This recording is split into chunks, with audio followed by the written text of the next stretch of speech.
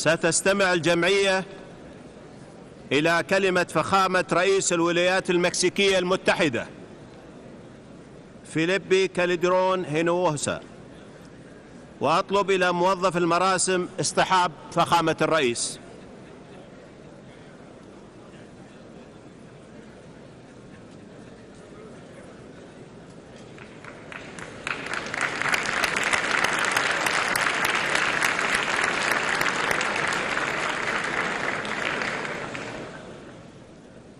باسم الجمعية العامة يشرفني أن أرحب في الأمم المتحدة بفخامة رئيس الولايات المكسيكية المتحدة فيليبي كالدرون هينوسا، وأدعوه إلى مخاطبة الجمعية.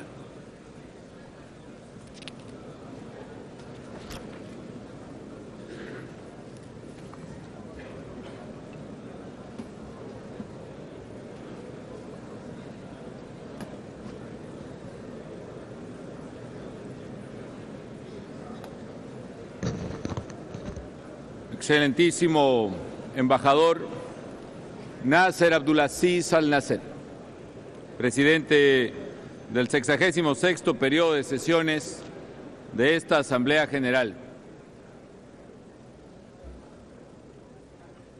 Excelentísimos representantes del Secretario General de Naciones Unidas, Ban Ki-moon, señoras y señores jefes de Estado y de Gobierno, señoras y señores.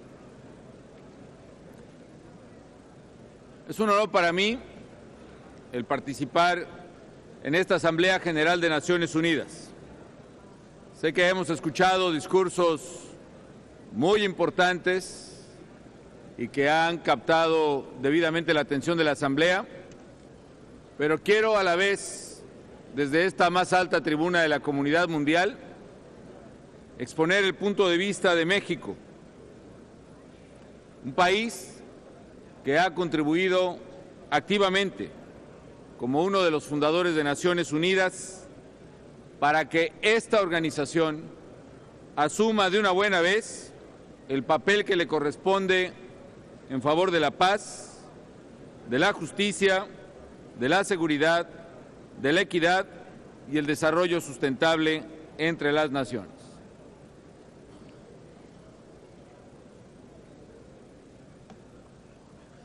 Hoy el mundo enfrenta grandes desafíos. Se ha hablado de ellos el día de hoy. Hemos hablado de terrorismo, de guerra, de paz, de cambio climático, de pobreza. Y sabemos que padecemos otros problemas, como la crisis económica internacional. Hoy quiero referirme solo a alguno de ellos.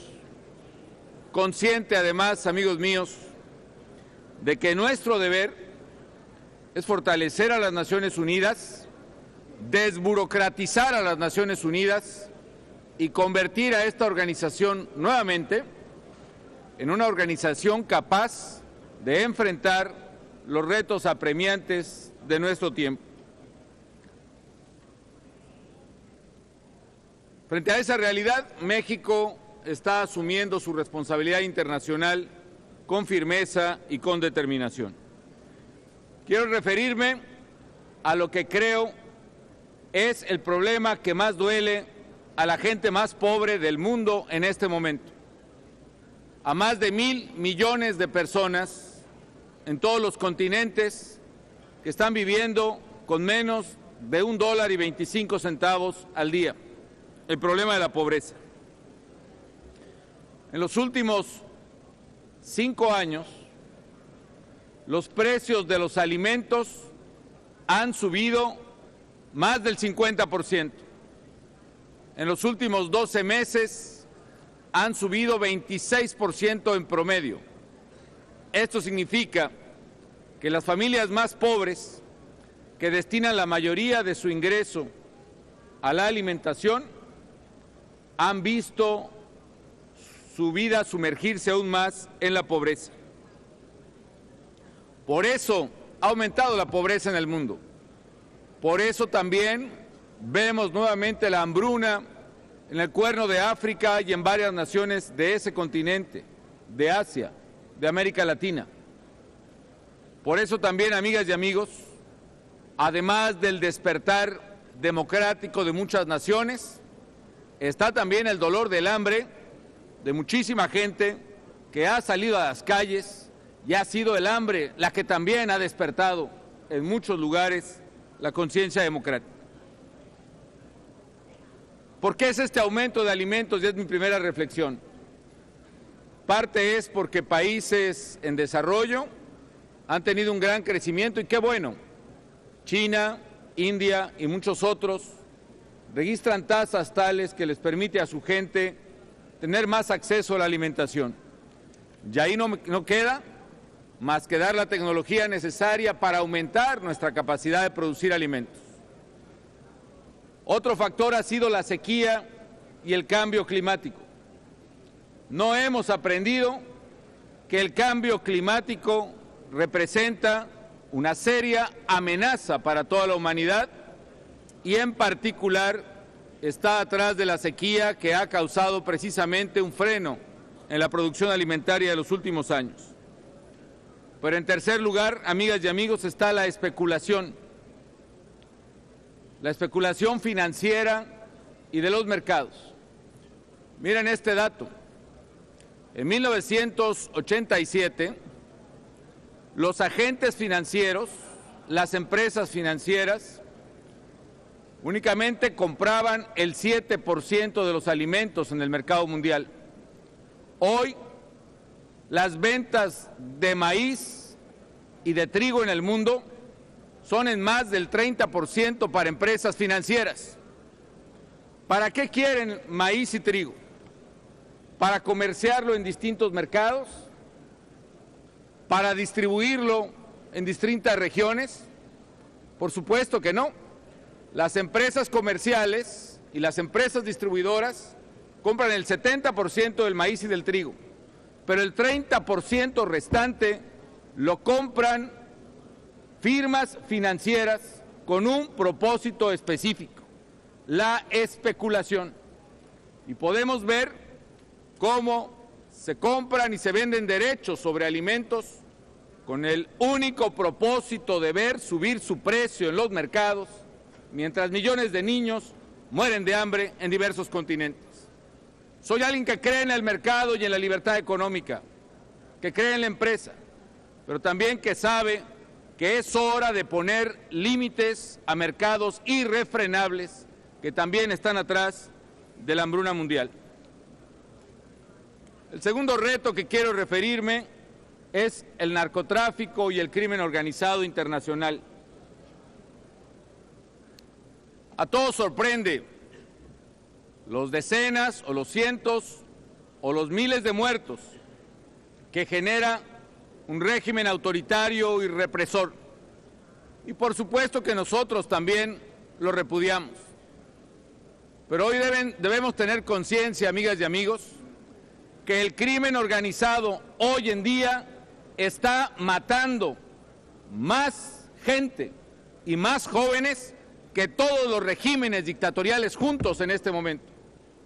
Que hoy miles de personas, decenas de miles ya en nuestra América Latina, particularmente entre México y los Andes, están muriendo a causa de los criminales. Y saludo con afecto y respeto a mis colegas presidentes aquí presentes de Centroamérica y de América Latina.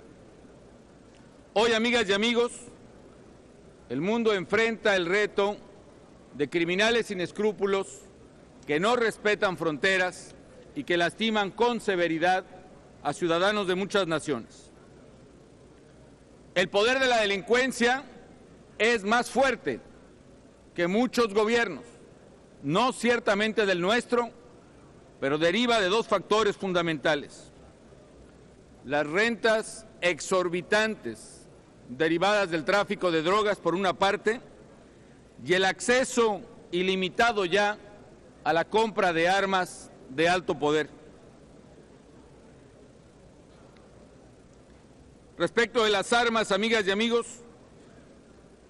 ¿cuál es la razón por las cuales los criminales pueden tener acceso irrestricto a AK-47, a R-15, a granadas, a lanzamisiles.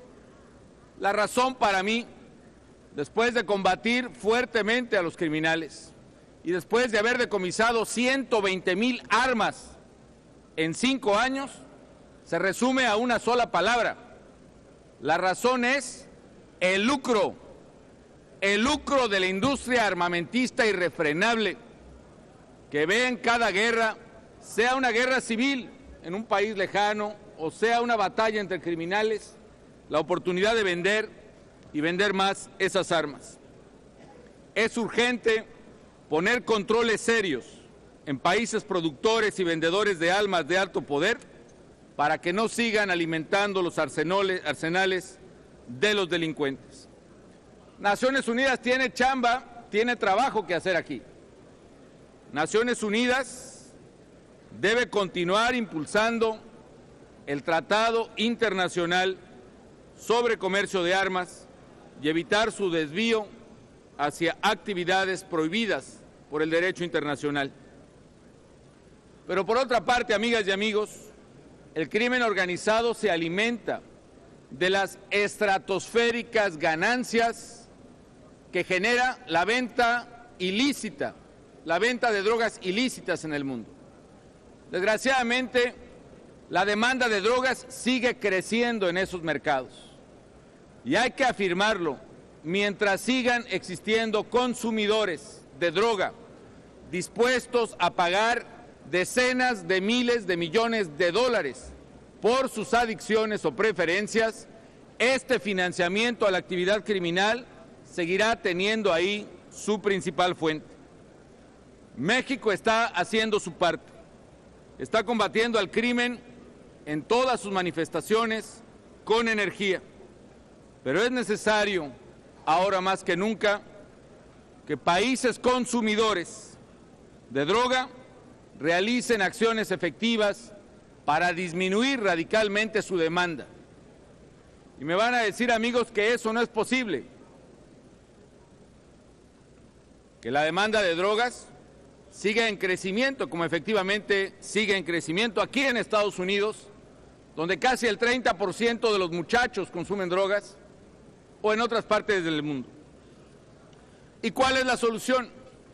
Honestamente digo que si no pueden reducir su demanda de drogas, o si no quieren reducirla, o si se han resignado a que ese consumo siga creciendo, estos países consumidores están obligados, moralmente obligados, a reducir las enormes ganancias económicas que obtienen los criminales de ese mercado negro.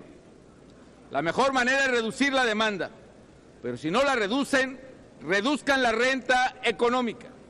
Están obligados a encontrar precisamente cómo cortar esa fuente de financiamiento ilimitada y obligados a buscar todas las opciones posibles, obligados precisamente a buscar otras opciones, incluyendo alternativas de mercado que eviten que el narcotráfico siga siendo el origen de la violencia y de la muerte, particularmente en América Latina y el Caribe, y también en varios países de África. El tercer reto, finalmente, que quiero hablar, es el cambio climático. Mis colegas centroamericanos, caribeños y un servidor vivimos cada año a la espera de huracanes cada vez más violentos que destruyen las viviendas de los pobres y ciegan muchas vidas en nuestros países. La paradoja es que uno de esos huracanes tropicales destinados al Caribe nuestro vino a parar justo aquí a las calles de Manhattan hace algunas semanas. Y todavía hay quien se sorprende de huracanes en Nueva York o de sequías sin precedentes en Texas o de inundaciones sin precedentes en Pakistán o en México o en Colombia o en Guatemala. Pero aún con eso no acepta la realidad del cambio climático. Aquí debo de decir con orgullo, amigos, de que hemos avanzado y que México ha puesto su grano de arena en la solución de este problema. Organizamos para las Naciones Unidas la Conferencia de las Partes, la COP16 en Cancún. Y ahí alcanzamos importantes acuerdos. Por ejemplo, es la primera vez que los países nos ponemos de acuerdo en el marco de un instrumento vinculante de Naciones Unidas para establecer un límite global al incremento de la temperatura del planeta. No más de 2 grados centígrados de incremento en su punto culminante este siglo. Ya acordamos crear el Fondo Verde para apoyar a los países en desarrollo en sus acciones de mitigación y adaptación. Y creamos un mecanismo de transferencia de tecnología e incorporamos los métodos de reducción de emisiones por deforestación y degradación de suelo, los mecanismos REDD, que permitirán, por ejemplo, que los países más pobres contribuyan a reducir el cambio climático a través de preservar sus bosques y selvas. En México, ya más de 12 millones de comunidades, de personas en comunidades indígenas que viven en y que viven de las selvas y bosques y que no tenían otra alternativa más que acabar con ellos, hoy aprovechan sus bosques de manera sustentable y reciben un pago por el servicio ambiental que proporcionan esos árboles por parte del resto de la sociedad. Viene la COP17 en Durban, en Sudáfrica. Temo, amigas y amigos, que si no hay el liderazgo político suficiente y si no hay el compromiso serio de Naciones Unidas en su propia convención, en Durban podamos perder parte de lo que hemos avanzado contra el cambio climático. Y tenemos que avanzar en el protocolo de Kioto. No se olvide que el protocolo de Kioto se termina el próximo año, que el próximo año fenecen las obligaciones del anexo 1. ¿Qué va a pasar con nuestras obligaciones ambientales ante la falta de acción de los liderazgos mundiales más relevantes? El mejor camino para combatir el cambio climático, amigas y amigos, es romper el falso dilema de que tenemos que optar entre el crecimiento económico o el combate al cambio climático. Es perfectamente compatible que a través de acciones que construyan el desarrollo sustentable combatamos al mismo tiempo la pobreza y al mismo tiempo el cambio climático. Finalmente, un tercer reto es la base social para combatir precisamente la pobreza y la marginación. En México establecimos precisamente un programa de transferencias de dinero a la gente más pobre, condicionada a que las mamás lleven a sus niños a la escuela o a la clínica.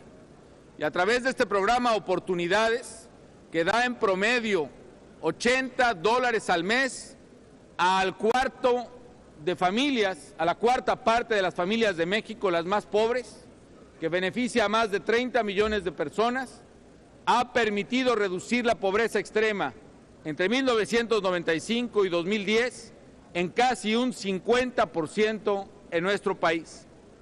Y recientemente nos hemos enfocado a garantizar la salud de los mexicanos. En 5 años, 1,000 nuevos hospitales o clínicas, 2,000 más reconstruidas y un seguro popular que cubre ya a más de 100 millones de personas, le permiten a México decir hoy con orgullo en Naciones Unidas que México este año alcanzará la cobertura universal de salud, médico, medicinas, tratamiento y hospital para cualquier mexicana o cualquier mexicano que lo necesite. Un logro que nos enorgullece y que refrenda el hecho de que México ha alcanzado ya anticipadamente prácticamente todas las metas del milenio que comprometió.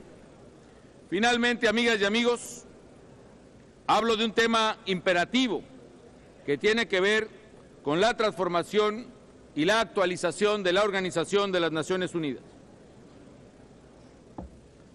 Un tema que por lo visto ha puesto a prueba la capacidad de esta organización y es el conflicto en el Medio Oriente.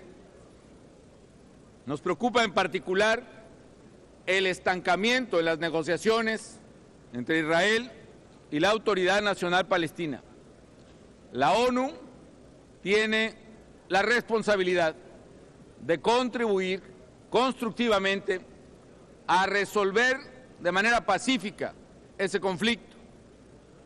Una resolución que posibilite la existencia de dos estados, que reafirme el reconocimiento al derecho de existencia de Israel y que haga realidad el establecimiento de un Estado palestino, siempre y cuando ello sea el resultado de una solución viable, verdadera, negociada, donde el papel de la mediación legítima y equilibrada es fundamental. Una solución que sea políticamente viable, y que Israel y Palestina puedan convivir verdaderamente en paz, y que las nuevas generaciones de israelitas y palestinos puedan verdaderamente conocer lo que es la sincera convivencia sin odio ni violencia. Y advertimos también que ninguna solución puede encontrarse mientras integrantes de una u otra de las partes pretendan explícita o implícitamente la eliminación de la otra parte. Hay que avanzar, además, en el cumplimiento de las resoluciones de Naciones Unidas para poner fin a políticas que sabemos todos son contrarias al derecho internacional. Es imperativo, además, avanzar juntos en la transformación y actualización de esta Organización de las Naciones Unidas. Qué bueno que se está renovando el edificio de la ONU. Es hora de reformar también la esencia de la Organización de las Naciones Unidas. La ONU no puede faltar a su compromiso con la historia y con la humanidad. Es tiempo que todos los Estados miembros pongamos la parte que corresponde para darle a la organización la fortaleza y la viabilidad que requiere y de la que carece. En muchas ocasiones, la ONU se ha visto, por ejemplo, paralizada por la tiranía del consenso, que otorga a una minoría el poder de oponerse a la gran mayoría. El consenso debe dejar de entenderse como el poder de veto de los empecinados y debe más bien comprenderse como la posibilidad de construir soluciones comunes y verdaderamente legítimas que permitan avanzar en el reflejo de las soluciones que buscamos de la mayoría. Preservar la vigencia de la ONU conlleva también necesariamente una reforma de su Consejo de Seguridad. Sus reglas no han sido revisadas en más de 40 años. México aspira a una reforma integral que mejore la representación de todos sus integrantes, pero que al mismo tiempo preserve la capacidad de acción del Consejo y promueva la rendición de cuentas de sus miembros. No podemos permitir que el máximo órgano supranacional se convierta en el centro de toma de decisiones de solo unos cuantos.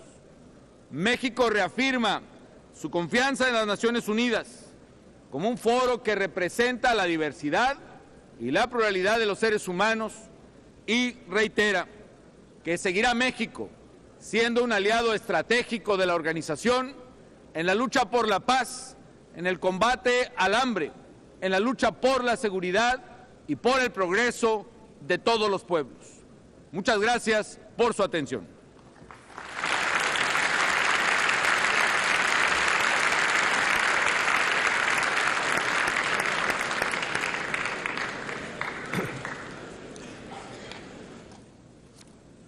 باسم الجمعية العامة أود أن أوجه الشكر إلى رئيس الولايات المكسيكية المتحدة على البيان الذي أدلى به للتو.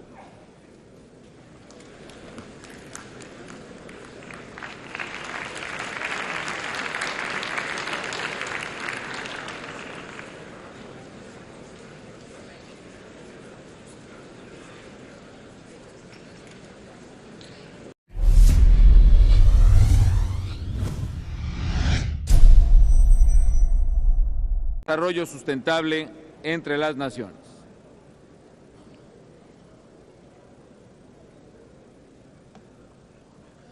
Hoy el mundo enfrenta grandes desafíos.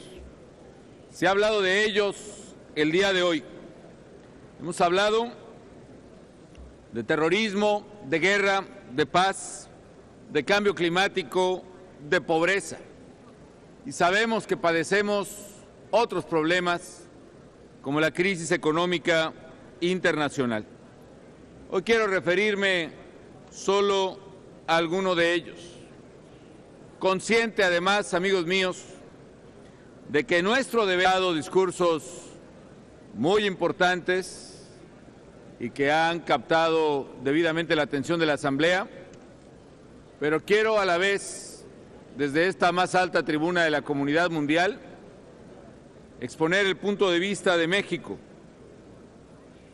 un país que ha contribuido activamente como uno de los fundadores de Naciones Unidas para que esta organización asuma de una buena vez el papel que le corresponde en favor de la paz, de la justicia, de la seguridad, de la equidad y el desarrollo. باسم الجمعية العامة يشرفني أن أرحب في الأمم المتحدة بفخامة رئيس الولايات المكسيكية المتحدة فيليبي كالديرون هينوهوسا وأدعوه إلى مخاطبة الجمعية.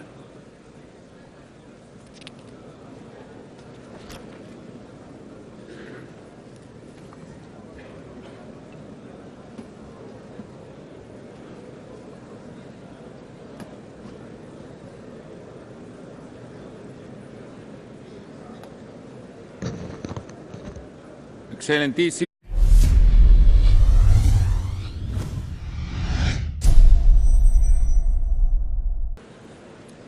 ستستمع الجمعية إلى كلمة فخامة رئيس الولايات المكسيكية المتحدة فيليبي كالديرون هينوهوسا، وأطلب إلى موظف المراسم اصطحاب فخامة الرئيس.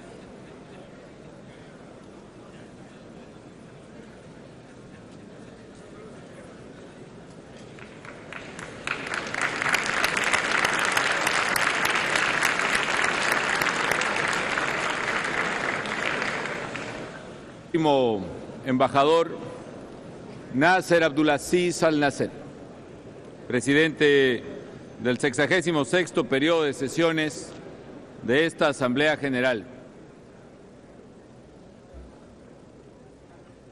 Excelentísimos representantes del Secretario General de Naciones Unidas, Ban Ki-moon, señoras y señores jefes de Estado y de Gobierno, señoras y señores. Es un honor para mí el participar en esta Asamblea General de Naciones Unidas. Sé que hemos escuchado